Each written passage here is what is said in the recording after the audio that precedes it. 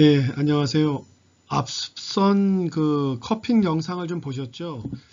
근데 이제 그런 어떤 그 액션을 하기보다는 실제로 커핑을 하면서 점수를 올바르게 내는 것이 중요한데, 그 커핑을 하면서 점수를 내는 것은 굉장히 그 무게감이 있어야 됩니다. 왜냐하면 커피를 생산한 재배자들로서는 커핑 점수가 어떻게 나오냐에 따라서 그 가격이 달라질 수 있거든요.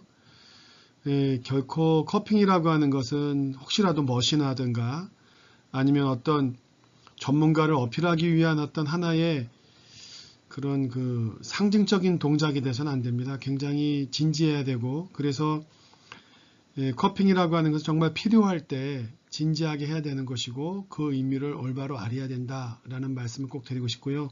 지금 이제 슬라이드를 통해서 제가 여러 선생님께 보여드리고 싶은 건 이게 모두 86장인데 시간이 좀 늘어질 수도 있겠습니다.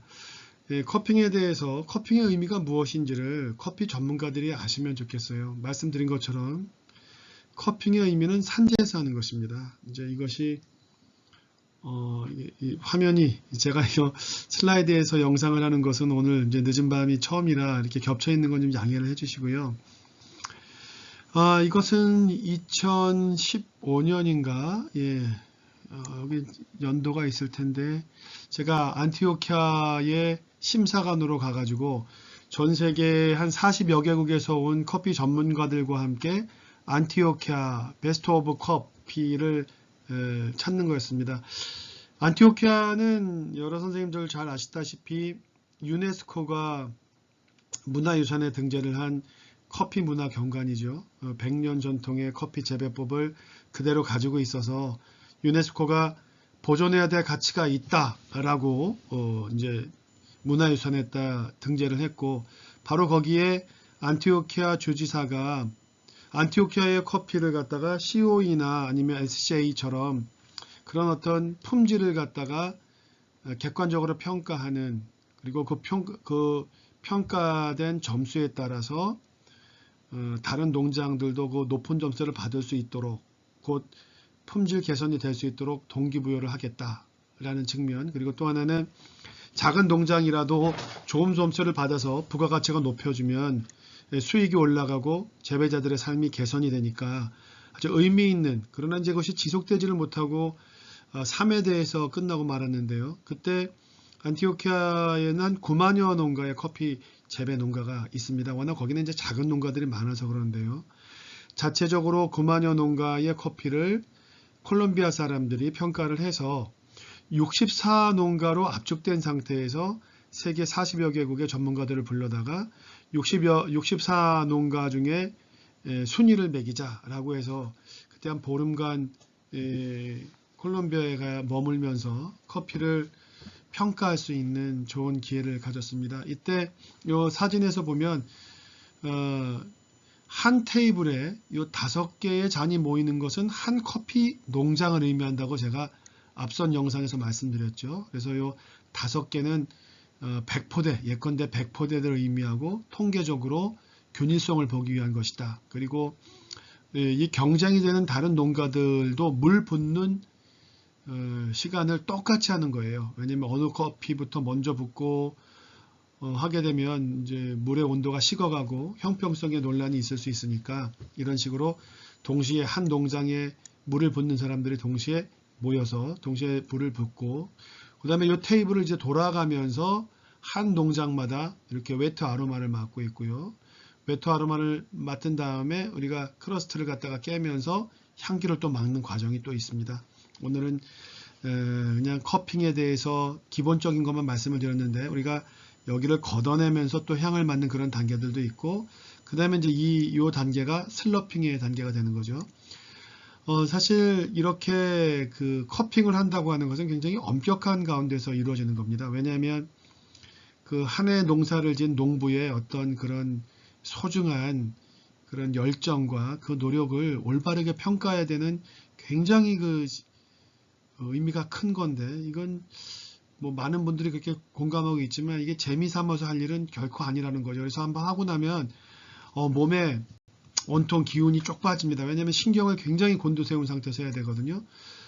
커피를 갈아야겠죠. 커피를 갈은 것도 일정에 똑같이 해야 되는 거고, 그다음에 커피를 갈은 것들을 여러 대 머신을 그라인더를 갖다 놓고 이렇게 나란히 해놓은 상태에서 전체를 다 갈아둘 수는 없어요.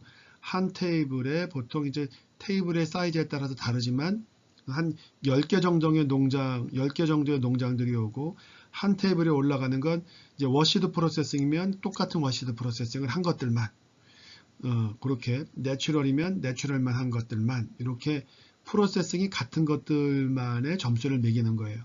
예를 들어 콜롬비아 커피와 케냐 커피를 점수 매긴다, 있을 수가 없는 일입니다. 서로 다른 나라의 것이니까 각 나라의 것을 존중을 해야 되는 건데, 이제 같은 나라의 같은 지역에 이제 같은 워시드라고 하면 견줄만 한데, 뭐 케냐 커피와 에티오피아 커피를 커핑을 해서 점수를 매긴다, 있을 수 없는 일이라는 거죠. 그건 점수를 매길 수가 없는 것입니다. 왜? 커핑을 통해서 왜 매길 수가 없죠? 커핑이라고 하는 것은 서로 상호 비교가 될 만한 같은 지역의 같은 농산물의 것들의 우열을 가리는 거지, 향미적으로 기호나 선호도나 이렇게 에티오피아 커피와 멕시코 커피가 붙어서 점수를 매긴다, 이거는 출발점이 다르기 때문에 객관적인 지표가 될 수 없다라는 거죠. 그래서 커핑은 굉장히 엄격하게 같은 조건일 때 우열을 가리는 그런 장치들을 반드시 해야 된다는 거죠. 이제 이렇게 향을 맡게 됩니다. 아로마를 가지고 전체를 갖다가 평가할 수는 없어요. 왜냐하면 커피는 향을 마시는 것이 아니라 음료를 즐기는, 향과 맛에 합쳐지는 플레이버, 거기에 이제 바디, 촉감, 그다음에 피니시, 애프터 테이스트, 여운, 그다음에 정서적인 것들도 평가를 하게 되는 거잖아요. 죄송합니다. 제가 컨디션이 굉장히 안 좋은 상태라, 이게 그러네요. 이제 축제 때 오셔서 정말 제 강의를 들으신 분이 오셔서 저를 보시고 반갑게 맞이해 준 부분에 대해서 제가 누구라고 말씀드리지만 너무 감사하고요. 제가 그 당시에도 몸이 안 좋은 상태여서 제대로 모시지 못한 부분에 대해서 안타깝습니다. 근데 이제 남양주에서도 평생학습 축제가 열려서 아마 21일, 22일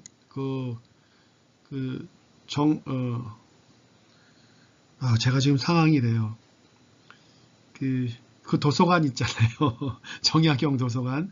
네, 거기에서 커피 남양주의 평생학습 축제가 열리는데, 거기에 우리 커피 하시는 선생님들께서 모두 참여하셔서 이번에 세계 커피콩 축제에서 랭킹에 든 커피들을 테이스팅 할 거니까 꼭 참석을 해 주십시오. 이제 축제가 막 끝나고 나니까 막 몸도 붓고 눈도 붓고 그러는 가운데 내일 아침부터 또 전국에 또 강의를 하러 나가야 되는 이런 이제 상황이 있어서 제가 지금 컨디션이 안 좋은 상태에서 목소리도 좀 낮아지고 있는데 너무 죄송합니다. 자, 이 장면은 굉장히 중요해요.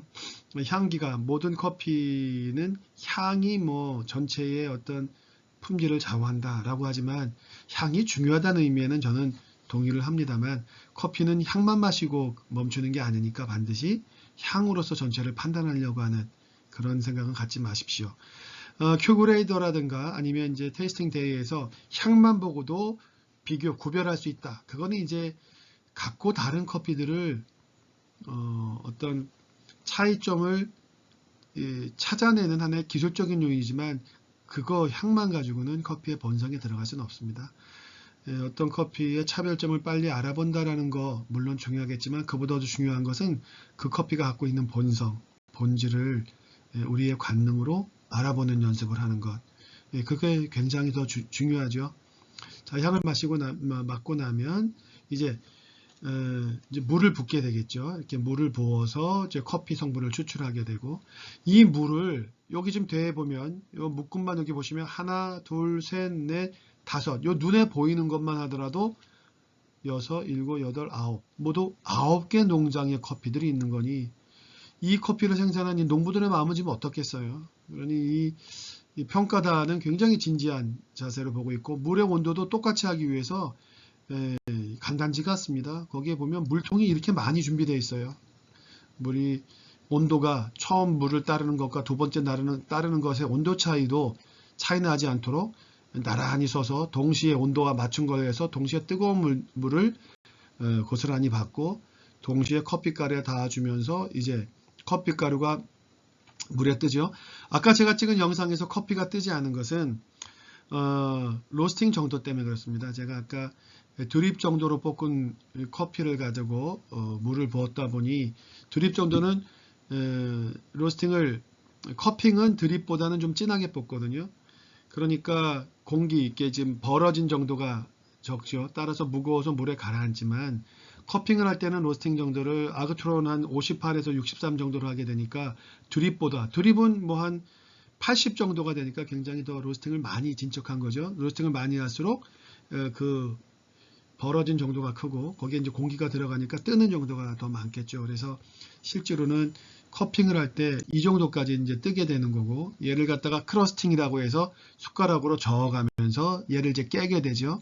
깨면서 향을 맡고 그 다음에 이제 찌꺼기를 이렇게 걷어서 버리고 이제 슬러핑 단계로 들어가게 됩니다.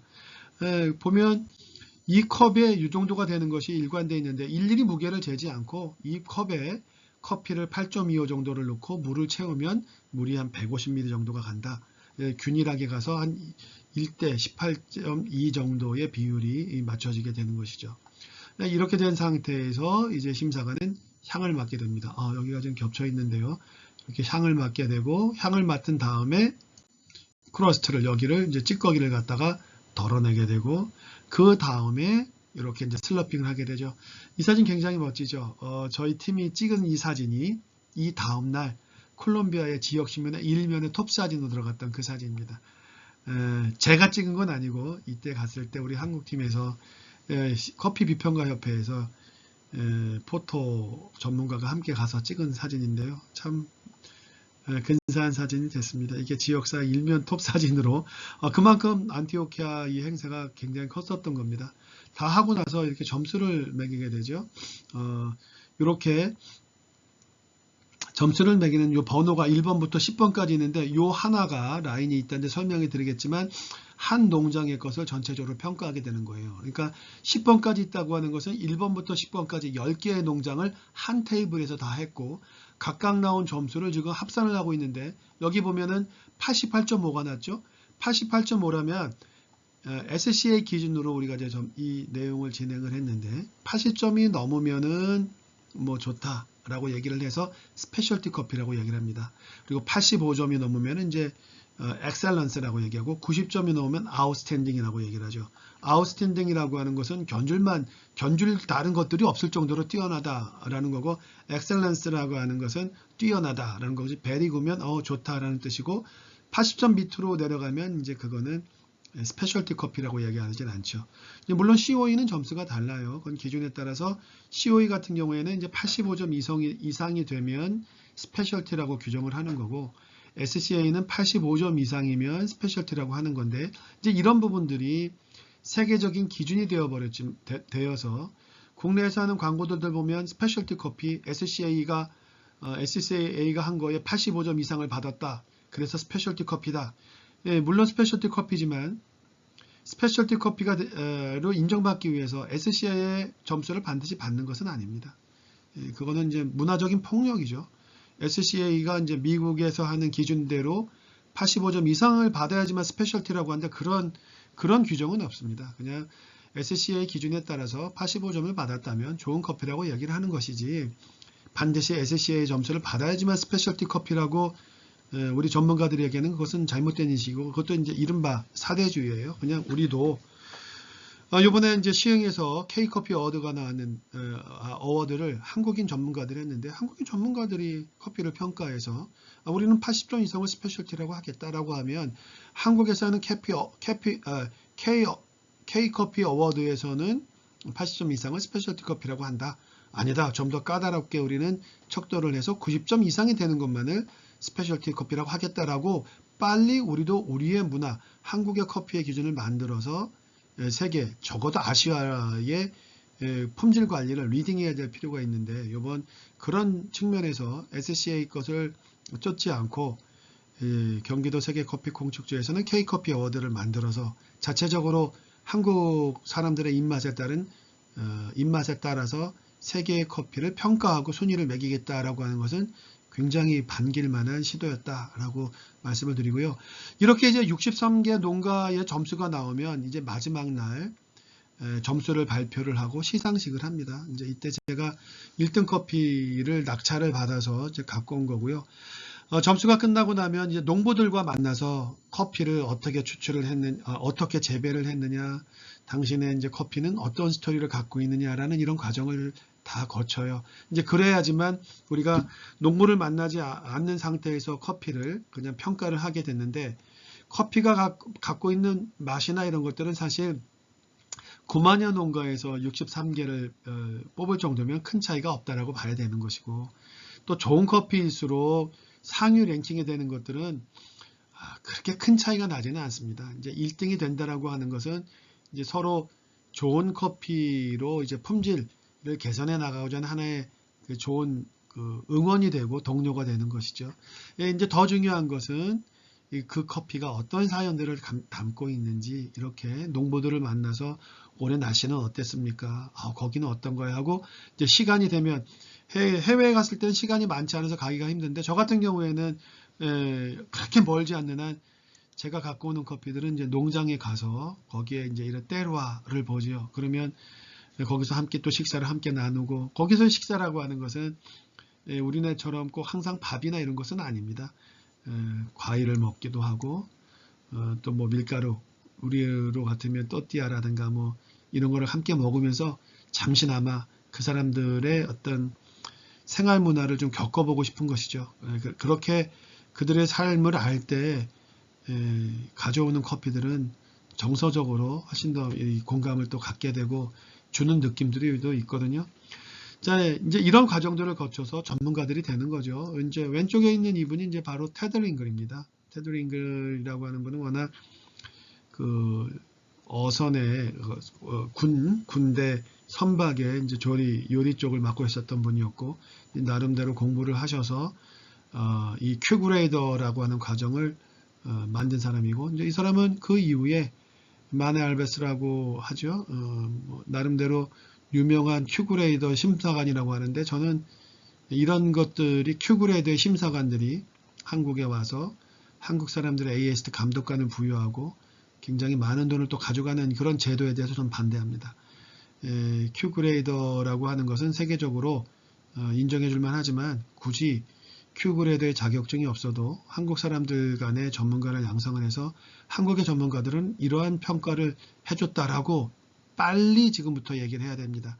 그거를 앞서 있는 전문가들이 하지 않으니까 우리의 젊은 후배들이 어렵게 번 그 돈을 그냥 이 자격증을 외국에 바치는 데다 쓰고 있고, 그런 구조가 되어 있는 상태에서 어떻게 한국의 커피 전문가들이 세계와 어깨를 나란히 갖고 대우를 받을 수 있겠어요? SCA의 지도를 받고 있다, 우리가 양성한 전문가들이다, 이런 인식이 되어 있는 것도 역시 사대주의입니다. 그래서 빨리 SCA라든가 큐그레이더를 무시하는 것은 아니고, 우리의 자체적인 우리의 그 평가 시스템을 가지고 그 전문가들이 세계에서 나란히 큐그레이더나 아니면 SCA 전문가들과 함께 역량을 겨루는 그런 구조로 빨리 바뀌어야 된다라는 말씀을 드리고, 요 가운데 있는 션 스테인먼 박사가 이제 저와 같은 입장에 있는 거예요. SCA의 기술 고문이기도 하고, 커피로 이제 대학부터 석사, 박사를 다 공부한 생물학자인데, 저와 관점이 같습니다. 이런 사진들이 꽤 멋있어 보이죠? 슬러핑을 하는 이런 사진들이. 근데 이것이 스테레오타입, 고정관념이 되면 안 됩니다. 이런 방식으로 해야만 커피의 품질을 알 수 있다. 생두의 평가를 산지에서 평가하는 데는 여러 수십 개의 샘플을 간편하게 이제 디펙트 가늠하는 정도로는 빨리빨리 하는 데는 좋지만, 그 커피가 갖고 있는 어떤 잠재력을 면밀하게 사유하면서 이 평가하고 한 때에는 테이스팅이 훨씬 더 전 좋다라는 얘기를 계속 반복적으로 하고요. 이건 이제 제가 커피의 이제 평가를 내리고 나서 이제 점수를 주면서 1등부터 순위를 매기게 되는 과정으로 이어진다는 장면을 보여드리는 거고, 이제 멕시코 이런 대회가 아니고 이제 농장을 방문할 때에도 테이스팅보다는 커핑을 합니다. 왜냐하면 이제 농장을 방문했을 때에도 우리가 빨리 그 그의 수확된 커피 중에 이제 이른바 수입을 해야 될 거, 산지와 교류를 통해서 직거래를 통해서 그 농장의 것을 갖고 온 거를 선택을 할 때 해외까지에서 할 때 이제 한 산지에서 주어지는 시간이 한 2, 3일 정도밖에 안 되는데 거기에 한 농장의 것만이 아니라 그 주변의 것을 모두 하려면 2, 3일 동안에 거의 50개의 샘플을 테이스팅해야 되는데 그것들을 일일이 다 그 테이스팅할 수는 없거든요. 왜냐하면은 커피 맛이 어떠냐를 보는 것이 아니라 100개의 포대가 과연 균일한가까지 봐야 되니까 그런 툴을 할 때에는 등급을 매길 때에는 이런 방식의 그 방법이 좋죠. 하지만 이제 시간이 없거나 스페셜티 커피 포대 수가 뭐 한 50포대 정도밖에 안 된다라고 할 때는 잔해 수를 이렇게 3개 정도도 줄여서도 가늠할 수가 있습니다. 이제 세계적인 SCA 대회라든가 COE라고 하는 것은 이제 5개를 딱딱 정해주죠. 하지만 우리가 이제 개별적인 농장의 다이렉트 트레이드를 통해서 작은 농장에 갔을 때에는 이렇게 잔해 수를 좀 줄여보면서 시간을 좀 줄이기도 하고 이제 요 정도 하나보다는 3개가 좋고요. 2개보다도 3개가 좋고 사실 3개보다는 5개가 좋겠죠. 왜냐하면 이 잔 하나하나는 통계적인 의미를 갖고 있다고 말씀을 드렸죠. 이건 좀 멕시코입니다. 베라크루즈에 있는 곳이었고 함께 이 재배자들과 함께 일정 공간에서 커피를 테이스팅하고 이 커피에 대한 이야기를 나누고 이제 나름대로 그 서식은 SCA 서식에 따라서 왜냐면 이제 서로 이때는 이제 제가 간 것은 이제 베라크루즈의 작은 농장이지만 또 같은 해에 저 다른 데에 있는 데서도 점수를 매길 때 점수를 평가할 때의 그 양식을 하나로 통일하면 좀 서식이 같을 때는 비교를 가늠할 수가 있잖아요. 이제 그러다 보니 선점이 굉장히 중요하죠. 그래서 산지에서 이런 커피를 커핑할 때는 지금 모두 다 SCA의 양식을 쓰는 걸로 그런 의미에서는 SCA의 커핑을 알아둔다고 하는 것은 요긴하고 그럴 때 SCA를 저는 배척하지는 않습니다. 이미 없을 때보다는 SCA가 통일이 돼서 서로 그 하나의 기준을 가지고 커피를 평가하면서 내가 직접 하진 못했지만 다른 지역의 커피를 서로 비교하고 가늠할 수 있다라고 하는 것은 굉장히 바람직하고 좋은 건데 저거를 국내에 들여온 콩까지 이제 말이 반복됩니다만 그렇게까지 쓰임과 달리 이렇게 맹신해야 되고 거기를 추종해야 될 일은 아니란 말씀을 드리는 거죠. 얼마 전에 우리 멤버들 중에서도 커피평가협회가 커핑을 갖다가 이렇게 하는 관점은 알겠는데 그래도 세계적으로 커피를 공부한다고 하면 커핑이란 이 과정은 그래도 알고 가야 되지 않겠느냐 해서 이제 제가 거기에 대해서 동의를 하고 이제 커핑에 대한 강의를 다시 하고 있는 건데요. 커핑을 안다고 하는 것은 갈수록 우리가 이제 산지와 직거래를 하는 데 있어서 좋은 스킬이기도 합니다. 요긴한 스킬. 그래서 제가 앞으로 계속 이제 강의를 할 거고요. 이제 제가 했던 것들도 사진을 좀 찾아봤습니다. 그리고 이렇게 대회가 아닌 데에서는 이렇게 응용한 버전으로 3잔을 하기도 하고, 그 다음 거는 제가 싱가포르에 이제 커피 컬리지를 2014년에 졸업을 했는데요. 그때 싱가포르에서 커피 컬리지가 열렸을 때, 그때의 커핑들은 또 이렇게 유리컵에 했습니다. 지금 SCA 기준도 자기 컵과 유리컵에 동시에 할 수 있도록 되어 있습니다. 이 용량이 또 1대 15를 하기에 적절한 거죠. 이게 상황에 따라 달라요. 그리고 이거는 한 4년 전에 제가 케냐 루이루에 갔을 때 루이루 연구소에서도 이제 커피를 테이스팅하게 되는데 사실 이분들은 이런 방식으로 하진 않았지만 SCA가 5잔을 한다고 하니까 이렇게 5잔을 또 갖다 놓고 또 점수를 매기는 과정을 했습니다. 근데 이런 하나의 기준이 만들어지는 것, 그래서 서로 소통되는 데에서는 긍정적입니다. 근데 그러나 모두 다 이렇게 할 수는 없고 산지에서는 한 2개 정도만 해도 우리는 충분히 알 수 있다 해서 이렇게 약식으로 하기도 하고요. 그 다음에 이 사진은 좀 굉장히 젊어 보이죠? 이때가 한 10여 년 전인 것 같습니다. 이때는 제가 커피를 할 때가 아니라 기자 생활을 하면서 취재를 하면서 이제 커피를 막 공부할 때였으니까 한 2011년 정도, 11년, 12년 정도인 것 같습니다. 저 시절이 그리운데요. 그때 알마시엘로가 이제 처음 국내에서 막 문을 열 때였어요. 그 알마시엘로의 초기 그 사장님은 이제 잘 알고 함께 커피 그 모모라라고 하는 이름을 이제 붙였던 것도 이제 제어의 아이디어였죠. 워낙은 거기에 있는 다른 이름을 붙였는데 제가 때루아를 저는 이제 그 와인 쪽에서 그 중요성을 알았기 때문에 이 커피가 나온 데가 어디냐. 그래서 처음에는 산 이름이 모모라였다. 그러면 모모라로 하는 게 맞다. 이게 나중에 알고 봤더니 이 강의 이름이었죠. 뭐 그런 것도 있습니다. 아무튼 2011년에도 국내에서 이제 커피가 들어왔을 때 한 장 갖고 하기는 그렇고 한 3잔 정도로 해서 균일성을 보자. 사실 균일성의 의미는 없는 거죠.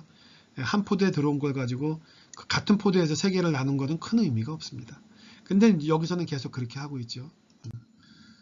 그때 이제 함께 테이스팅하는 곳 가서 제가 봤던 거고, 지금부터는 이제 그 시트지를 작성하는 그 부분에 대해서 제가 좀 강의를 하겠습니다. 말씀드린 대로 커핑을 왜 하느냐라고 할 때 이 SCA가 권장하는 표준에 따라서 하고, 산지에서 여러 종의 수십 종의 생두가 막 생산된 것이 있을 때 여기에는 가장 정확하게 라는 데는 하나가 빠져 있죠. 짧은 시간에 비교적 정확하게 디펙트라든가 아니면 통계적으로 그 많은 포대의 커피, 담겨 있는 포대의 커피들을 빠른 시간 내에 그 균일성이라든가 이거를 볼 수 있는 하나의 약속된 절차이다 라는 데서 의미가 있다라고 말씀을 드리고요. 이제 주변에 이런 규칙들이 다 있습니다. 소리가 없어야 되고 맑고 청결해야 되고 조용해야 되고 다른 냄새들이 나서는 안 되고 사용되는 또 물의 종류라든가 아니면 이렇게 맨해튼 유리잔이나 아니면 자기잔 그리고 각각의 용량이라든가 이제 이것은 물을 1대 15로 벗을 때 이제 1대 18로 벗을 때 적절하게 담기는 그런 양들이죠. 그래서 보면은 이렇게 샘플로 하는 건 24시간 내에 볶는다. 최소한 8시간 이전에 준비를 해서 가스를 충분히 날린다. 그 다음에 아거트론 수치는 홀빈일 때는 58, 그라운디드 빈일 때는 또 이게 숫자가 클수록 밝아지는 겁니다. 그죠? 그러면 63. 안에는 겉에보다는 상대적으로 밝으니까 그라운디드 가른 다음에 색상을 아거트론 수치를 찍었을 때는 수치가 더 밝아지는 것이죠. 로스팅 타임은 8분에서 한 12분 정도 더 늘어지면 향기에 손실이 있으니까 베이크드가 될 때는 그 커피가 갖고 있는 잠재력을 올바로 볼 수가 없는 거고 더 너무 짧을 때는 겉면이 과다하게 볶이면서 다른 섬세한 향들을 짓눌러 버리니까 면모를 잘 알 수가 없다. 그리고 또 하나는 들쭉날쭉 로스팅 될 때는 서로 다른 농장의 커피를 비교할 수 없으니 커피를 볶을 때에도 8분에서 12분 정도의 범위 내로 우리가 맞추자. 그래서 아그트론 수치뿐만이 아니라 패스트 로스팅, 베이크드 되지 않도록, 슬로우 로스팅 되지 않도록 로스팅의 시간도 약속을 하자라고 이제 정해지는 거죠. 이런 모든 목적은 서로 농장 간의 경쟁이니까 모두 공평한, 균일한, 일관된 조건을 주자라고 해서 이렇게 엄격하게 규정을 해야 되는 거예요. 말씀드린 대로 1대 18대 18대 1로 이 비율로 하는 거고요. 이런 부분들은 이제 다들 잘 아실 거예요. 그래서 일대 그 메쉬 조절, 커피가루의 굵기, 그 다음에 뚜껑을 덮어둬야 되고 향의 손실이 없도록 해야 된다. 사용되는 물은 이제 연수, TDS가 한 125 정도가 되는 연수를 사용하게 된다. 물의 온도는 93도로 한다. 그리고 물을 붓고 3분에서 5분 정도는 놔둔 다음에 이제 향을 갖다가 평가를 하게 된다. 그리고 이제 이 시트지에 들어가면 처음부터 점수를 매기지 않고 연습을 할 때 이 과정을 연습을 해요. 그래서 여기에 샘플 넘버가 보이고 여기가 1번, 2번, 3번이 되고 각 샘플단 하나의 농장을 의미합니다. A 농장, B 농장, 뭐 3번 농장, 1번 농장, 2번 농장, 3번 농장이고 각 농장마다 이제 5잔이 놓이게 되는 거고 그 5잔의 향을 다 맡으면서 프라그런스, 마른 향, 어로마, 물을 부은 다음에 향, 그 다음에 플레이버, 애프터 테이스트, 어시디티는 한 번에 보는 거예요. 바디까지 플레이버, 입에 혀와 미각이 후각과 미각이 동시에 될 때 플레이버를 보고 입에 들어오면 뭐 운명적으로 이렇게 되는 거죠. 그 다음에 애프터 테이스트는 이제 목을 삼키거나 아니면 스피드아웃을 한다고 하더라도 뱉은 다음에 느껴지는 그런 하모니를 보는 거고 어시더티는 산미가 얼마나 활달한지를 보는 거고 그 다음에 바디는 입에 점막에 붙는 질감을 보는 거죠. 따라서 이 네 가지는 한번 슬러핑을 했을 때 동시에 다 평가를 하는 거예요. 이 사실 어렵죠. 왜? 이 하나하나가 하나뿐만이 아니라 모두 5개 잔을 보는 거죠. 그러니 5개 잔에 있는 거를 하나하나 다 보는 것이 아니라 이게 빨릴 수 있는 이유는 탁탁탁 슬러핑을 하면서 특별히 다른 것이 없고 5개가 일정하다 그러면 5개는 맛이 똑같으니까 플레이버 이거를 갖다가 평가하기가 쉽죠. 여기는 이제 점수를 매기게 되고 나중에 이 노트에다가는 플레이버가 스트로베리라든가 아니면 애프터테이스트 쪽에서 블랙티의 느낌이 났다거나 아니면 바디 같은 경우에서는 상당히 헤비하다 혹은 실키하다라고 하는 걸 이제 구체적인 속성을 쓰고 어시더티에서는 이런 활달함이 과일의 맛이 시트러스하다 그러면 뭐 귤이라고 쓰나 레몬이라고 쓰는 것이고 아니면 블랙베리 같다면 베리류라고 하고 아니면 스토니 프루시라고 할 경우에는 뭐 레이지나 푸른처럼 이렇게 구체적인 속성을 여기다가 노트라고 하는 데다는 속성을 적는 거예요. 자, 요까지가 이제 70도, 60도를 오갈 때 모두 한 8분 이내에 끝나는 거고 요 뒤에는 이제 더 온도가 더 식어가지고 이제 식은 다음에 어떤 이제 디펙트라고 하는 것은 뜨거울 때는 잘 안 볼 수가 있거든요. 그리고 이제 문제가 있는 것들은 식어갈수록 주변의 것들을 더 이렇게 빨아들이거나 아니면 더 무겁게 되면서 우리의 미각을 더 강하게 자극할 수 있어서 식은 다음에 이제 여기 뒤에는 유니포머티, 5개의 일관성, 밸런스라고 하는 것은 각각마다 이제 커피를 반복해서 마시게 되겠는데 이런 앞에서부터 뒤에까지 나오는 혹은 산미와 묵직한 맛에 혹은 단맛과의 이런 밸런스가 어떤지를 보는 거죠. 예를 들어서 신맛이 너무 샤프하게 올라온다 라고 하면은 밸런스가 깨졌다고 보는 거고 유니포머티는 1번부터 5번 잔이 맛이 균일한지를 보는 거예요. 대신 1번 잔은 뭐 샤프한데 나머지 4개는 그래도 프루티하다라고 할 때는 그건 유니포머티 일관성에서 떨어지는 거죠.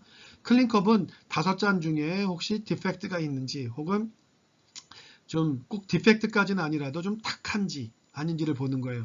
클린컵에서 점수가 빠진다고 반드시 디펙트를 줄 필요는 없어요. 하지만 디펙트 정도까지는 아니지만 뭔가 좀 이상하다, 클린하지 않다라고 하면 여기서 점수를 뺄 수 있는 거고 스윗니스는 단맛이고 오버롤은 점수를 떠나서 이 커피를 테이스팅하고 있는 이 평가자가 이 점수 하나하나는 아니고 전반적으로 이게 이제 하나하나가 10점 만점이란 말이에요.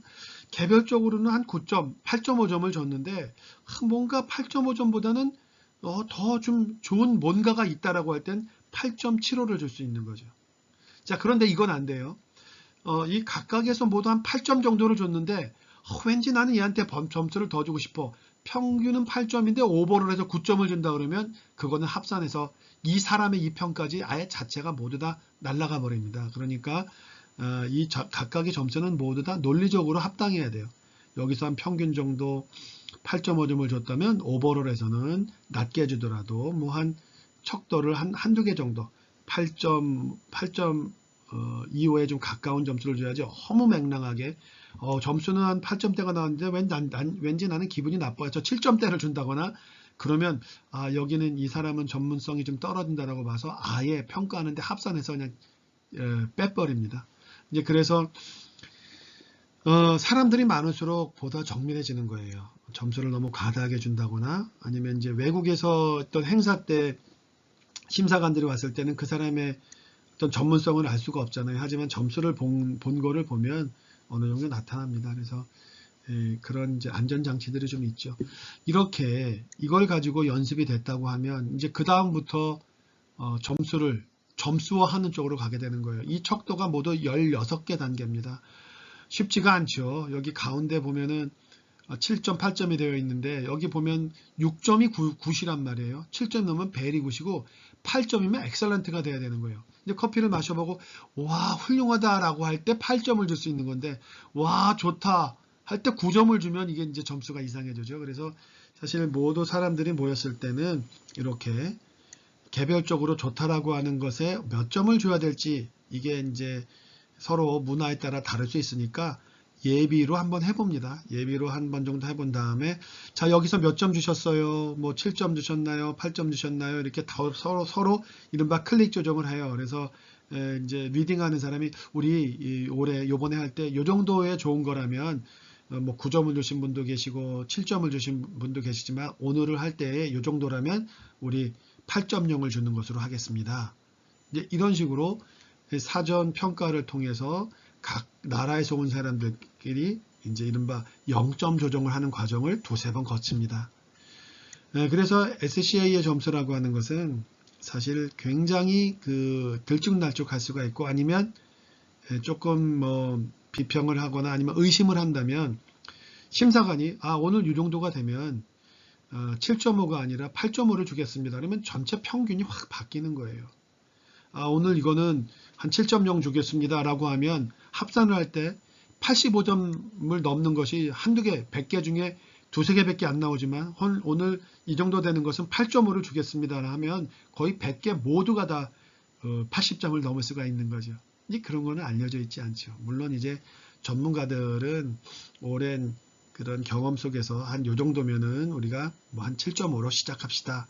8.0으로 합시다라고 하는 이제 그런 것들이 쌓여져 있지만 초창기에 2011년이나 이럴 때에는 사실 SCA 점수라고 하는 것은 이렇게 클린하지도 않은 부분도 있었고, 또 하나 더 이제 이런 비공식적인 자리에서 말씀드린다면 SCA 점수는 만들기 나름이다라고 비관적으로는 그렇게 얘기할 수도 있습니다. 그런 걸 왜 우리가 맹신해야 됩니까?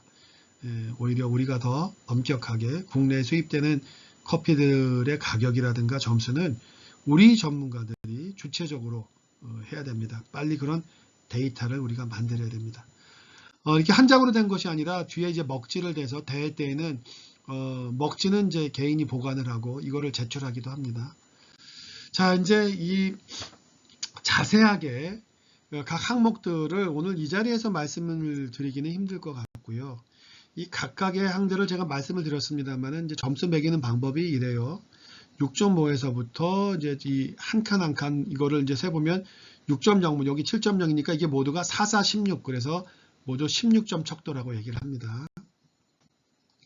이거는 이제 넘어가겠고요. 아까 앞부분에서 다 설명이 된 내용들입니다. 그리고 여기 하나하나의 개념들인데 이제 이거예요. 여기에 샘플 번호를 하고 로스트 레벨은 요 색깔에 따라서 이제 콩을 육안으로 보는 거예요. 이제 뭐 어느 정도 뽑혔는지 얘는 조금 다른 거에 비해서 진하게 뽑혔다 그러면 체크를 해둘 필요가 있습니다. 왜냐하면 그거는 샘플을 만들 때 로스팅이 잘못될 수가 있거든요. 그런데 이렇게 대답할 수 있어요. 아니 뭐 내추럴과 워시드는 같은 불을 줬더라도 달라질 수 있잖아요 라고 하면 그건 잘못된 거죠. 왜냐하면 내추럴과 워시드는 나란히 비교하지 않습니다. 내추럴은 내추럴끼리. 그러니까 이제 그런 것은 사실 통하지 않죠. 그런데 색깔이 좀 진하게 나왔다면 우려의 표시를 해둡니다. 그리고 이제 끝나고 나서 얘기하죠. 아까 샘플 봤을 때 저 3번 동장의 것들은 다 어떤 다른 거에 비해서 로스팅이 좀 진하게 된 것 같습니다. 이거는 좀 문제가 될 수 있습니다. 라고 얘기를 한다면 그 샘플은 다시 볶아서 다시 평가를 하거나 이런 방식으로 공평성을 기하게 해줄 수 있거든요. 굉장히 그런 부분을 심사하는 분들이 체크해내는 것이 중요하고요. 그 다음에 이제 여기 있는 요거 점수를 매기는 요것이 모두 16개가 된다는 뜻이에요. 그래서 16 척도라고 얘기를 하는 거고, 프레그런스, 아로마, 마른 향들은 여기에다 점수를 주고요. 여기 이제 퀄리티라고 하는 것은 속성을 쓰는 거예요. 향은 향이었는데 예를 들어 살구향이 났다면 살구라고 이제 써주는 거죠. 왜냐하면 점수만 매길 때 속성을 알 수가 없으니까 그런 노트를 해주는 거고, 드라이는 이제 말랐을 때 향의 강렬함을 보이는 거예요. 강렬함이 중간 이상 정도로 강렬했다. 브레이크라고 하는 것은 이제 젖은 향의 크래킹, 4분이 난 다음에 찌꺼기를 갖다 걷어낼 때 그때 이제 안에 있는 향들이 막 나오니까 코를 바짝 대고 이걸 크러스트를 제거하면서 향을 맡기도 하거든요. 그럴 때 그 향의 강도를 정량적으로 좋다 나쁘다가 아니라 강하다, 중간 이상이다, 약하다 밑에 이제 체크를 하게 되는 거고. 네, 플레이버는 이제 점수로만 매기는 거예요. 플레이버가 풍성하다 이런 것이 아니라 얘는 플레이버가 참 좋다, 풍성하고 좋다 라고 할 때 7.5, 매우 좋다 8.5, 이야 내 이런 거는 거의 뭐 내 인생에서 많이 보지 못했다, 얘는 거의 아웃스탠딩 굉장히 뛰어나다 9점 이상을 주는 거예요. 이제 이런 부분에 대해서 사람들의 점수를 매길 때에 서로 출발점이 다를 수 있으니까 0점 조정을 하게 되는 거고, 이제 몇 번 해보면은 그날 모였던 사람들끼리의 이제 공감대가 형성이 돼서 얘는 보통이다 그러면 오늘은 보통은 7.5점을 주기로 했지, 오늘은 참 7.0을 주기로 했지, 오늘은 8점을 주기로 했지, 이런 식으로 클릭 조정을 하고 합산을 하게 됩니다. 애프터 테이스트는 여기 밑에 이제 나오죠. 슬러핑을 하고 난 다음에 이제 뱉고 나서라도 뒤쪽에 여운이 어떻게 나오는지에 대한 그걸로 점수를 주는 거죠. 아, 좋지 않다. 6.5. 얘는 뒤로 가도 새콤달콤 굉장히 잘 길게 이어진다. 7.5. 와, 나 이런 실키하고 이런 단맛 그리고 이런 은은함이 이렇게 길게 이어지는 이런 커피는 난 참 본 적이 없다. 야, 얘는 굉장히 훌륭하다. 9.0 이런 식으로 가는 거예요. 시더티 같은 경우에는 인텐시티를 줍니다. 이제 이거는 아까 없었던 얘는 강도예요. 산미가 굉장히 높다? 하이. 산미가 좀 낮다? 로우. 여기는 높다고 해서 좋은 건 아니에요. 이제 정서적으로 높은데 날카로워서 식초 같다 그러면 어시더티는 6.5로 가겠고, 낮은데 부드럽고 단맛도 좋고 베리류 아니면 익힌 파인애플처럼 산미가 굉장히 좋다 그러면 낮더라도 9.0까지 갈 수가 있는 거죠. 얘는 강도만을 얘기하는 거지 정성적인 평가를 하는 것은 아니다. 어떠세요? 커핑을 한다고 하는 것이 간단한 게 아니죠. 중요한 건 이 점수 하나하나가 한 농장의 재배자의 그 당해 연도의 수익과 직결된다는 문제예요. 삶이 걸려있는 문제라는 거죠. 그래서 이러한 것들을 우리가 SCA라고 하는 특별 기관의 점수에 의존하지 말고 국내에 들어오는 커피들은 전문가들이 우리의 입맛으로 평가를 해야 됩니다. 그것이 가장 중요한 점수가 되는 거죠. 바디는 말씀드린 대로 얘도 역시 이제 얼마나 헤비하냐, 묵직하다고 하면서 좋은 건 아니고 가볍다고 해서 나쁜 건 아니죠. 이제 가벼울 때는 브라이트니스, 활달하고 화이트 와인 같기도 하고, 얘는 정말 스파클링처럼 가벼우면서도 굉장히 나를 경쾌하게 만든다. 바디가 낮더라도 좋은 커피라는 거예요. 얘는 이제 굉장히 묵직해서 혀에 감기는 것 같아. 마치 꿀처럼 농밀하고 너무나 멋져 헤비하면서도 좋은 점수가 나오는 거죠. 근데 무거운데 얘는 좀 지루해. 단 건 단 것 같은데 좀 거칠거리고, 그럴 때는 헤비한다 하더라도 점수가 낮을 수 있다는 거예요. 자, 이제 유니포머티 같은 경우에는 1번 잔, 2번 잔, 3번 잔, 4번 잔, 5번 잔의 균일성을 보는 거죠. 1번부터 5번까지 모두 다 일관된다 그러면 10점이 되는 거예요. 그런데 하나가 좀 뭔가 다르다라고 할 때는 하나당 2점을 빼서 8점이 되는 거죠. 굉장히 유니포머티 중요한 거죠. 이 유니포머티는 뭐죠? 이 하나하나가 100포대라고 하면 20포대를 상징한다 그랬어요. 만약 여기 하나가 이상하다면 100포대 중에 20포대는 지금 품질의 균일성이 떨어진다는 얘기니까 이건 굉장히 그 타격이 있는 점수가 되는 거죠. 왜냐하면 유니포머티에서 점수가 떨어지면 뒤에 나오는 밸런스에서도 그 네 번째 잔은 밸런스에서도 점수가 또 8점밖에 2점이 깎인다는 얘기죠. 벌써 4점이 깎여요. 클린컵, 당연히 세 번 컵은 네 번째 컵은 거치고 유니포머티가 떨어지는데 클린컵이 될 수가 없죠. 그럼 2점이 또 빠지죠. 그럼 6점이 벌써 빠집니다. 스위트니스 당연히 4점도 또 빠져요. 그러니까 유니포머티에서 하나가 빠진다는 얘기는 기본적으로 8점이 빠진다는 얘기예요. 4개에서 10점 만점이 안 되니까. 그렇게 유니포머티에서 깨진 것이 오버럴에서 좋은 점수를 받을 수가 없죠. 근데 유니포머티 같은 경우에는 여기서도 또 점수가 빠지니까 10점이 빠지죠. 10점이 빠지면 벌써 만점을 다른 데서 받았다고 하더라도 100점 만점에 90점밖에 안 되는 거예요. 거기에서 이제 각각 만점이 나올 수 없죠. 10개의 항목 중에 9점을 맞아도 좋은 커피인데 이미 10점이 또 빠진다는 얘기죠. 그럼 80점이 안 된다는 얘기가 되는 거예요. 그러니 스페셜티 커피는 디펙트가 거의 없어야 됩니다. 왜냐하면 또 디펙트는 테인트 가벼운 디펙트라면 하나당 2점이 빠지고 폴트라고 하면 4점이 빠지죠. 아까 유니포머티에서 하나가 빠진 것이 4개에서 8점이 빠졌고 모두 그 유니포머티까지 합쳐서 또 그런 것이 어느 정도의 디펙트에 따라서 또 2점이 여기서 또 빠집니다. 그러니 스페셜티 커피라고 지금 제가 드린 말씀을 좀 많이 해보지 않으시면 이해하기 힘들 텐데 오늘은 커핑이라고 하는 것이 이러한 그 체제를 갖고 있고 결국 스페셜티 커피라고 하는 것은 결점이 없어야 되고 전체적으로 균일성이 있어야 된다. 정말 스페셜티 커피라고 하는 것은 그런 의미에서 정말 농사도 잘 짓고 수확도 잘해서 정성을 들여서 거기서 나오는 전체 포대가 디펙트가 없는 그런 커피들이구나 라는 그런 의미를 아셨으면 좋겠다는 마음에서 우리가 이것을 다루는 거고요. 그래서 이제 전체적으로 90점이 넘으면 이렇게 되고 40점이 넘으면 이제 80점이 넘은 데까지 우리가 이제 스페셜티 커피라고 얘기를 하는 거예요. 아까 말씀드렸지만 디펙트 하나 나오면 아니면 유니포머티가 하나가 깨지면 80점을 넘길 수가 없습니다. 그래서 여기에 이제 넛이라고 되어 있는 것은 스페셜티가 아니다. 80점보다 떨어지는 것은 스페셜티가 아니다라는 거고, 정말 대회 같은 데 가서 우리가 커핑을 할 때 이런 공간이 확보돼야 돼요. 이렇게 커피를 그라운딩하고 각각의 테이블마다 5잔, 한 농장식의 것들이 이렇게 배치되어 있고, 그 다음에 커핑을 다 하고 난 다음에는 이렇게 모여서 점수를 서로 캘리브레이션 하는 거예요. 내가 낸 점수가 어디에 포함되는지 한번 보고, 가장 낮은 점수와 가장 높은 점수는 총점에서 빠집니다. 굉장히 엄격한 거예요. 이렇게 1, 2, 3, 4, 5의 의미는 제가 말씀을 드렸고요.